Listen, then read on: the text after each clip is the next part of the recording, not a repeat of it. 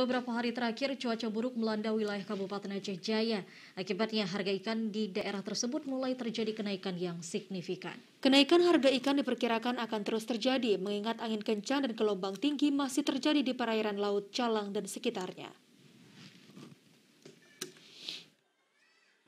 Di Pasar Calang, kenaikan harga ikan terjadi di semua jenis ikan laut. Salah satu penyebabnya adalah pasokan ikan dari nelayan berkurang karena para nelayan setempat tidak berani melaut lantaran cuaca buruk yang melanda daerah itu.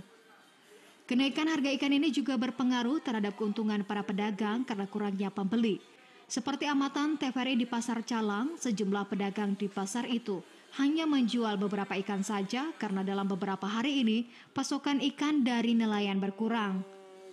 Terlebih untuk ikan yang diperjualbelikan di pasar itu kebanyakan dari hasil tangkapan nelayan di seputaran Laut Calang dan sebagian dari luar Aceh Jaya.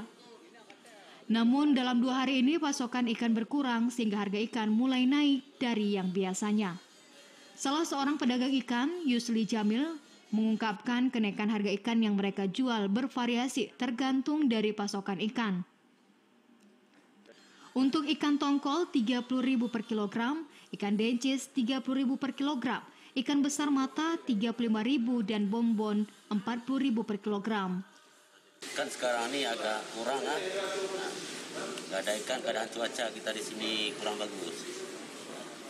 Ada pengaruh nggak kalau misalnya cuaca kita ini tidak bagus di Aceh Jaya untuk harga ikan, Pak?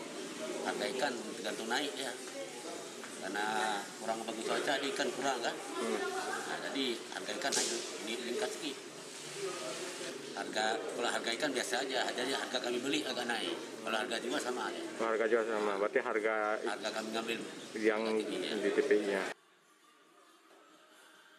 Para pedagang ikan berharap cuaca buruk yang saat ini melanda Laut Aceh Jaya segera membaik, sehingga pasokan ikan kembali normal dan harga pun tidak lagi terjadi kenaikan. Dari Aceh Jaya, Musliadi, TVRI Aceh melaporkan.